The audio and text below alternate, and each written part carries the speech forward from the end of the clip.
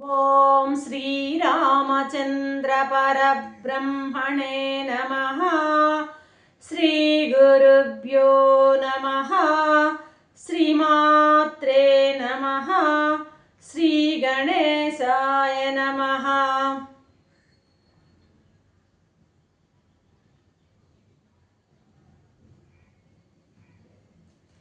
ప్రియాత్మ బంధువులారా, యోగ వాసిష్టం ఉపశమ ప్రకరణము 442వ భాగం.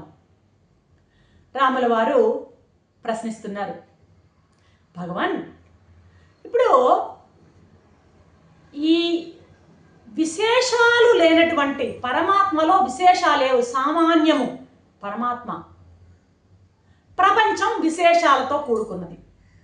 సామాన్యమైనటువంటి పరమాత్మ యొక్క విభూతి ఈ ప్రపంచం. విశేషాలుగా విడివిడిగా కనిపిస్తున్నాడు. ఫలానా ఫలానా అనేది విశేషం. ఫలానా ఫలానా కనిపించేది అంతా కూడాను పరమాత్మే, సామాన్యమే ఫలానా ఫలానాగా పైకి మారువేషం వేసుకొని కనిపిస్తున్నాడు. ఇలా నిర్విశేషమైనటువంటి పరబ్రహ్మాన్ని, విశేషాలు లేనటువంటి పరబ్రహ్మాన్ని చూడడంలో అడ్డంగా ఏదొస్తుందంటే ఈ జగత్తు.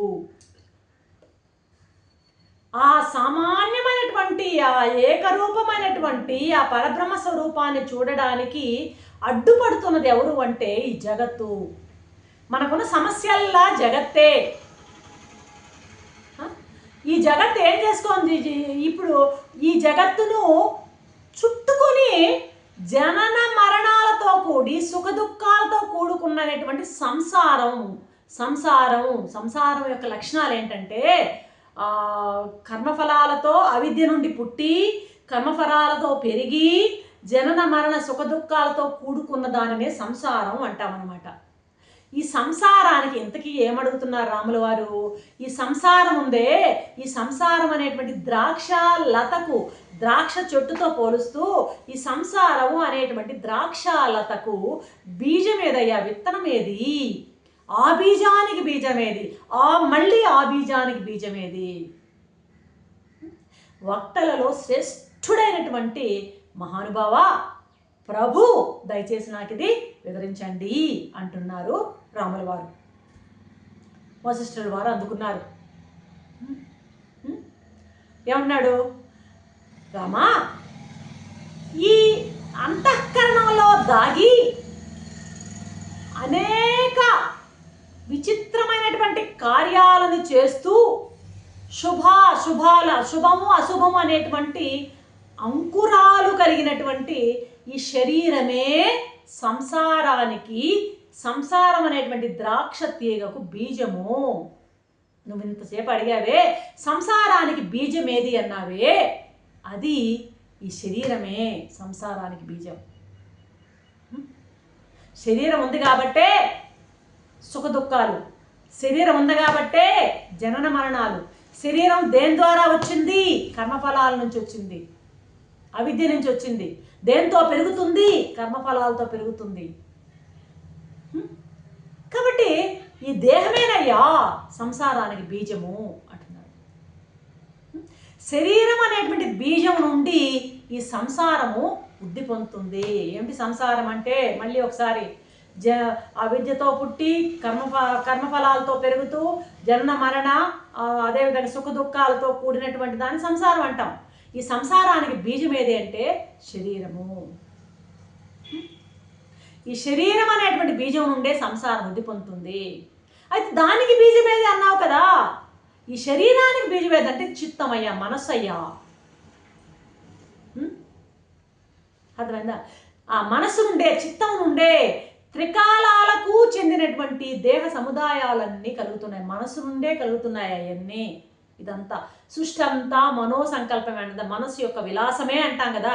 యోగ వాసిష్టం చెప్పిందంతా అదే. మనసు యొక్క విలాసమే కదా సృష్టి, మనో సంకల్పమే కదా సృష్టి. ఎక్కడుందయ్యా స్థితి? ఎక్కడుందయ్యా లయం? ఎక్కడుందా? అంతా నీ మనసులోదే కదా. రాత్రిపోత పడుకున్నావు, రాత్రి రకరకాల ప్రపంచాలన్నీ చూసావు, జనన మరణాలు సుఖ దుఃఖాలు అన్నీ చూసావే, అదేంటయ్యా పద్దలేస్తానికి మాయ. అలాంటిదే ఇది ఒక పెద్ద కళ అని కదా మనకు యోగ వాసిష్టం చెప్తోంది. కాబట్టి ఈ శరీరం సంసారానికి బీజమైతే ఆ శరీరానికి బీజం ఏదంటే ఈ మనస్సే, చిత్తమేనయ్యా. నీకు ఇది కలలో ఈ విషయం చక్కగా అనుభవమే కదా. రాత్రంతా నువ్వు కలగన్నావు, ఆ కళ ఎక్కడి నుంచి పుట్టింది? మనసులోంచి పుట్టింది. నిజంగా అక్కడ నువ్వు అమెరికా ఉందా? లేదు. అమెరికాలో నువ్వు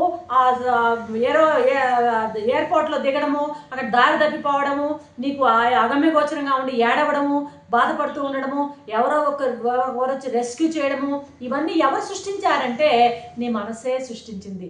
అటువంటి కళే ఇలా కూడా అనేది యోగ వాసిష్టం చెప్పేది. ఇక్కడ కూడా అదే, స్వప్నంలో నీకు ఈ విషయం అంతా తెలుసు కదా, అనుభవమే కదా అంటున్నాడు. అంటూ రామా, ఈ మనసు అనేది ఒక వృక్షమయ్యా. ఈ వృక్షము ఇందాకేమన్నాడు? శరీరానికి విత్తనం మనసు అన్నాడు. మనసుకి 2 విత్తనాలు అంటున్నాడు. ఇప్పుడు సంసారానికి బీజమేది, దానికి బీజమేది, మళ్ళీ దానికి బీజమేది, 3 దానికి అడిగాడు ఆయన. కాబట్టి సంసారానికి బీజం ఏదంటే శరీరం, శరీరానికి బీజం ఏదంటే మనసు. ఆ మనసుకు మళ్ళీ 2 బీజాలట. మనసుకి 2 విత్తనాలు ఉన్నాయంట మనసుకి. ఇప్పుడు ఒక చెట్టు బలంగా పడిపో ఉండాలంటే దానికి ఏం కావాలా? వృత్తులు అనే తీగలు గట్టిగా తీగలు చుట్టుకుని ఉండాలి. ఆ వృత్తులు సరేలే, అది ఇప్పుడు అప్రస్తుతం. ఇప్పుడు మనం ఏం చెప్తున్నాం? మనస్సు అనేటువంటి వృక్షానికి 2 బీజాలు ఉన్నాయి, 2 విత్తనాలు ఉన్నాయి. ఆ 2 విత్తనాలు ఏంటి తెలుసా? ఒకటి ప్రాణచలనము, రెండవది మామూలు పూర్వ వాసనలు, అతి దృఢంగా నాటుకున్నటువంటి పూర్వ వాసనలు. ఒకటేమో ప్రాణచలనం అంట ఒక బీజము, రెండవది దృఢంగా నాటుకుని ఉన్నటువంటి పూర్వజన్మ వాసనలట రెండవ విత్తనం. ఈ విత్తనాలు ఉన్నంత వరకు అది ఏంటంటే మనస్సు తయారవుతూనే ఉంటుంది. విత్తనాలు ఎంతకాలం చెట్టు ఉంటే విత్తనం, మళ్ళీ విత్తనం నుంచి చెట్టు, చెట్టు నుంచి విత్తనం, ఈ విధంగా తయారవుతూనే ఉంటుంది. ఈ విత్తనాలు మళ్ళీ మళ్ళీ మొలకెత్తి చెట్లు తయారవుతూ ఉంటాయన్నమాట. అర్థమవుతుందా? ఆ చెట్లు అటువంటిదే మనసు. ఇప్పుడు నీకు ఏదైనా ఒక ఆలోచన వచ్చింది అనుకో, ఆ ఆలోచన ఏదో ఒక వస్తువుకు సంబంధించి, పదార్థానికి సంబంధించింది అయి ఉంటుంది, అంతే కదా. దేనికి సంబంధించకుండా ఆలోచన ఉండదు. ఫర్ ఎగ్జాంపుల్, నాకు ఏదో ఒక చీర కొనాలా అనేటువంటి ఆలోచన వచ్చింది. అంటే ఏదో ఫెస్టివల్ వస్తుంది, ఒక చీర కొనాలా అంటే ఒక చీరకు సంబంధించిన ఆలోచన అనమాట. ఇప్పుడు అక్కడ ఆ చీర ఏంటి? దేనికి సంబంధించింది? చీరకు సంబంధించి. దాన్ని ఏమంటామంటే దాని సంవేద్యం అంటాం, గేయం అంటుంటాం. మామూలుగా రకరకాల ఆధ్యాత్మిక పారిభాష పదకోశం ఇది. సంవేద్యం అంటాం. ఏంటి ఆ చీర అంటే ఆలోచన దేనికి సంబంధించింది? ఒక చీరకు సంబంధించింది. అంటే ఆలోచన అనేది ఎప్పుడు కూడా ఏదో ఒక పదార్థానికి సంబంధించిందే అయి ఉంటుంది అనమాట. ఆ పదార్థమే సంవేద్యం, గేయం అంటుంటాం, సంవేద్యం అంటున్నారు ఇక్కడ. సంవేద్యం అనేది లేకపోతే, ఇప్పుడు మామూలుగా సంవేద్యం అనేది అక్కడ లేకపోతే నీకు అసలు ఆలోచనే రాదనమాట. ఏదో ఒక పదార్థాన్ని గురించి ఆలోచన ఉంటుంది. ఇంతవరకు అర్థం చేసుకుంటే సరిపోతుంది. పదార్థాన్ని గురించే, ఒక వస్తువు గురించో, విషయాన్ని గురించి ఆలోచన ఉంటుంది అనమాట. ఓకేనా? అయితే ఆలోచన ఎక్కడొస్తుంది? లోపల. ఎక్కడొస్తుందో దాన్ని ఏమంటే సంవిత్తు అంటాం అనమాట. అర్థమైందా? ఈ లోపల ఆ శక్తి లేకపోతే, సంవిత్తు లేకపోతే ఆ సంవేద్యం లేదు. ఏంటి సంవిత్ అంటే? స్పృహ, స్ఫురణ, అవేర్నెస్. లోపల ఇప్పుడు నేను కోమాలో పడిపోయి ఉన్నా, నా మనసు పనిచేయడం లేదు, ఇప్పుడు నాకు ఆ చీర గురించి ఆలోచన వస్తుందా? రాదు. ఈ సంవిత్ అనేది లేకపోతే ఆ సంవేద్యం ఉండదు. ఈ స్పృహే లేకపోతే, ఈ అవేర్నెస్ లేకపోతే అక్కడ అది సంవేద్యం ఉండదన్నమాట. ఇప్పుడు లోపల సంవిత్తు, ఆ స్పృహ అనేది ఒకటి ఏర్పడి అది పైకొచ్చింది అంటే అప్పుడు ఆ సంవేద్యాన్ని గురించిన ఆలోచన వస్తుంది, అంతే కదా. ఆ లోపల అవేర్నెస్ ఉంటేనే, మెలకుగా ఉండి అవేర్నెస్ ఉన్నప్పుడు, ఆ స్ఫురణ ఉన్నప్పుడు మాత్రమే ఆ పదార్థాన్ని గురించిన ఆలోచన మనకి వస్తుంది. కాబట్టి లోపల సంవిత్తు లేకపోతే సంవేద్యం లేదు. ఇది మనం అర్థం చేసుకోవాలి బాగా. ఇంకా చెప్తున్నారు. ఇప్పుడు ఈ శబ్ద స్పర్శ రూప రసగంధాలు అనేటువంటివి ఉన్నాయి కదా విషయాలు, ఇవట ఫస్ట్ మాట ఏంటంటే శ్రీమంతులంట, బాగా డబ్బున్నాయంట. ఇవేం చేస్తుంటాయంటే ఆ శబ్ద స్పర్శ రూప రసగంధాలు ఈ ఆలోచనలను పోషిస్తూ ఉంటాయి. ఈ విషయాలని ఆ పట్టుకునే కొద్దీ మనసు అంతకంతకు మల్టిప్లై అయిపోతూ ఉంటుందన్నమాట.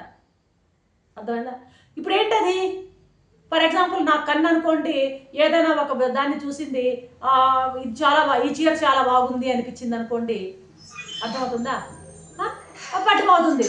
ఇప్పుడు ఏమవుతుంది, చాలా ఇది బాగుంది అనిపిస్తుంది. మళ్ళీ వెంటనే షాప్ వాడు ఇంకోటి వేసాడు అనుకో, అది బాగుంది, ఈ కలర్ బాగుంది, ఈ డిజైన్ బాగుందే, ఈ కలర్లో ఈ డిజైన్ ఉంటే బాగుండు, లేకపోతే ఈ ఫ్లవర్ ఇంకొంచెం ఇంత బాగుంటే బాగుండు. ఇలా అంతకంతకు మనసు ఏమైపోతుంది, మల్టిప్లై అయిపోతూ ఉంటుంది.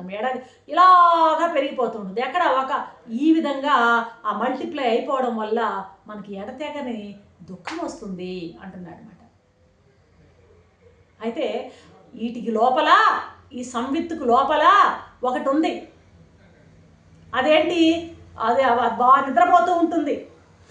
సాక్షి చైతన్యం, ప్రత్యేగాత్మ కుంభకర్ణంలా గురి పెట్టి నిద్రపోతుంటుందంట. ఈ లోపల అంతరాత్మ, మనం అంతరాత్మ అంటాం అనమాట, ప్రత్యేగాత్మ అంటాం అనమాట. ఆ నిద్రపోతున్నటువంటి అంతరాత్మను మేల్కొల్పాలయ్యా నువ్వు అంటున్నాడు ఇక్కడ వశిష్ఠ మహర్షి. ఆ మేల్కొల్పడానికి నువ్వు సంవిత్తునే ఉపయోగించు, బుద్ధినే ఉపయోగించు. అదే ఈ బుద్ధే, ఇందాక అన్నాం కదా, అటు పరమాత్మ అయినా ఇటు ప్రపంచమైనా, ఇక్కడ లోపల ప్రత్యేగాత్మ పరమాత్మే ఉండేది. అటు పోవాలన్నా నీకు ఈ మనసే, ఇటు పోవాలన్నా నీకు ఈ మనసే. అయితే ఈ సంవిత్తు అయితే ఈ మనసు ఏంటంటే ఎప్పుడు బహిర్ముఖం అయి ఉంటుంది, ఎంతసేపు బయటికే పరిగిస్తూ ఉంటుంది అనమాట. ఇది లోపలి బోధిది. మనం అనుకున్నాం కానీ మనసుకు రెండు బలాలు ఉన్నాయి, అటు పరమాత్మని చూడగలదు, ప్రపంచాన్ని చూడగలదు. అయితే నీకు రెండు బలాలు ఉన్నప్పుడు పరమాత్మనే చూడొచ్చు కదా అంటే, అది దాని సుతరాము అంటుంది, ఎంతసేపు ప్రపంచాన్నే చూస్తానంటుంది.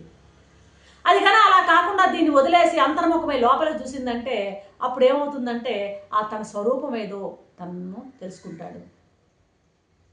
అప్పుడు ఆ ప్రత్యేగాత్మ మేల్కొంటాడు. అర్థమైందా? కాబట్టి మేల్కొల్పాల్సింది ఎవరంటే సంవిత్తే, ఈ మనసే.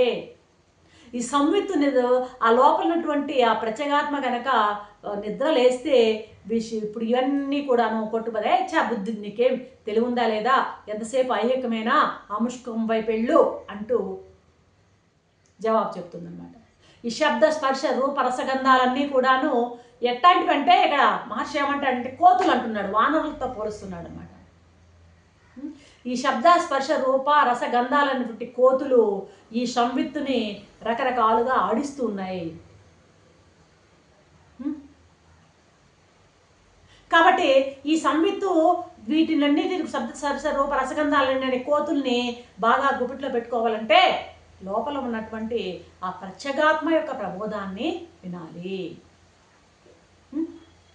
అంతరాత్మ ప్రబోధాన్ని వినాలి. అప్పుడు నీకు ఏది ఆ ప్రబోధాన్ని విన్నప్పుడు ఏది నిత్యము ఏది అనిత్యము అనేటువంటిది నీకు బాగా తెలుస్తుంది. ఏ వైపు నడవాలో నీకు మార్గదర్శనం అవుతుందన్నమాట. ఆ మార్గమే, ఆ పదమే నిజమైనటువంటి పదము.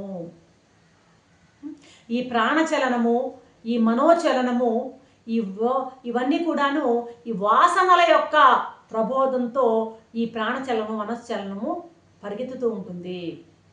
వీటన్నిటినీ ఏం చేయాలి, నీ సంవిత్తు శుద్ధమైనటువంటి ఆ శుద్ధమైనటువంటి సంవిత్తుతో వీటిని నిర్మూలించేదానికి నువ్వు ప్రయత్నించు. ఎప్పుడైతే వీటన్నిటిని ఉపశమింపజేస్తావో నిజంగా నువ్వు ధన్యుడవయ్యా, అప్పుడే నీకు శాంతి ఉంటుంది. ఈ శబ్ద స్పర్శ రూప రసగంధాల పట్ల పరిగెత్తే పరుగుని ఆపగలిగితే నిజమైన శాంతి. దేని శాంతి? చిత్తశాంతి, మనశ్శాంతి. ఆ మనసుని నిర్వీర్యం చేయి, మనసుని అమనస్కం చేయి, మనసు పరుగులకు ఫుల్ స్టాప్ పెట్టు. అదో పెద్ద గూండా, దానికి చేతిలో ఈ రౌడీలు ఉన్నారు 5 మంది, శబ్ద స్పర్శ రూప రసగంధాలు. వాటిని ఉపయోగించుకుని ఎప్పుడు ఈ ప్రాపంచికమైన వాటిల్లో పొరలాడుతూ ఉంటుంది. తద్వారా నీకు అశాంతి మిగులుతుంది. కాబట్టి నీ యొక్క ఆ మనస్సుని ఏం చేయాలి, నువ్వు నిష్క్రియం చేసుకో. నిష్క్రియం చేసుకోవడానికి యోగులు ఏం చేస్తారు, ప్రాణాయామము, ధ్యానము మొదలైన వాటిని వాళ్ళు పాటించి అనుసరించి ఆ ప్రాణ నిరోధాన్ని చేస్తారు. ప్రాణం ఎప్పుడైతే నిరోధం అవుతుందో, ప్రాణం ఎప్పుడైతే శాంతంగా స్టాండ్ స్టిల్గా అది చాలా స్లోగా ఆ ప్రాణ ప్రసారం జరుగుతుంటుందో, చిత్తం కూడా ఆటోమేటిక్గా, మనస్సు కూడా దాంతో పాటే శాంతిని పొందుతుంది రామా అంటూ ముగిస్తున్నారు వశిష్ఠ మహర్షి. రేపటి ఎపిసోడ్లో మరొక అంశంతో మేము ముందుంటాను. అంతవరకు సెలవు సార్.